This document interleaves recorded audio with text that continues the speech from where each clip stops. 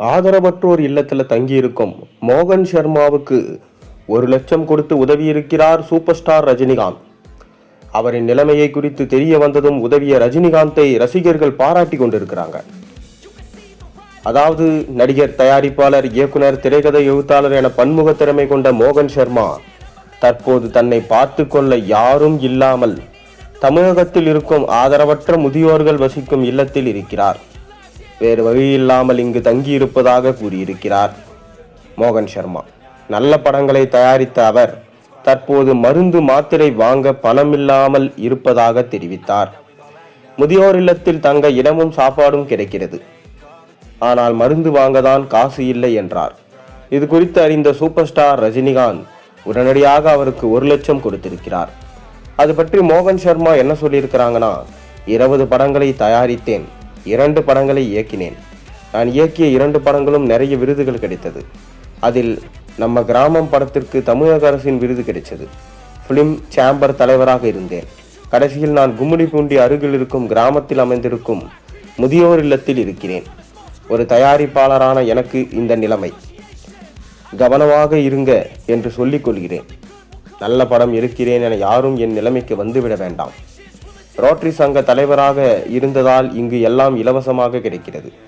ரஜினிகாந்த் எனக்கு ஆண்டவன் மாதிரி. அவர் நிறைய பேருக்கு நிறைய உதவி செய்கிறார். அது யாருக்கும் தெரிவதில்லை. திடீரென்று ஃபோன் செய்து உங்கள் வங்கி கணக்கு விவரத்தை அனுப்புங்க மோகன் என்று சொன்னார்.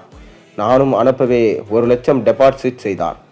ரஜினிகாந்த் எனக்கு கடவுள் போன்றவர். கும்பிடணும். நண்பர்கள் எனக்கு தேவையான பொருட்களை வாங்கி கொடுக்கிறார்கள். இந்த முதியோர் இல்லத்தை நடத்தும் அறக்கட்டளையில் ரோட்டரி சங்க ஆட்கள் பலர் இருக்கிறார்கள். அவர்கள் சொல்லிதான் இங்கு வந்தேன் என்று சொன்னார்.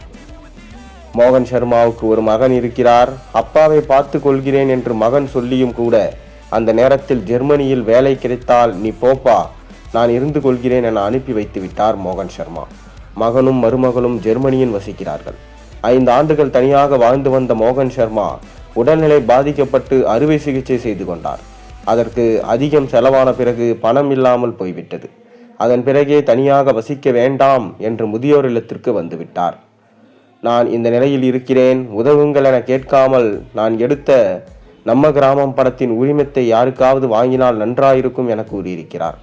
அதனால் சினிமாவில் இருந்து அரசியலுக்கு வந்த முதல்வர் விஜய் தன் துறையை சேர்ந்த மோகன் சர்மாவின் பட உரிமம் விற்பனையாக வழிவகை செய்ய வேண்டும் என ரசிகர்கள் தற்போது கோரிக்கை வச்சிருக்கிறாங்க. பிரபல நடிகையான லட்சுமியின் முன்னாள் கணவர் மோகன் சர்மா ஒரு காலத்தில் போயஸ் கார்டனில் சொந்தமாக வீடு வைத்திருந்தவர். போயஸ் கார்டனில் இருந்தவர் தற்போது யாரும் இல்லாமல் முதியோர் இல்லத்தில் இருக்கிறார். இது அனைவரையும் மனதையும் ரொம்பவே இறுக வச்சிருக்கிறது.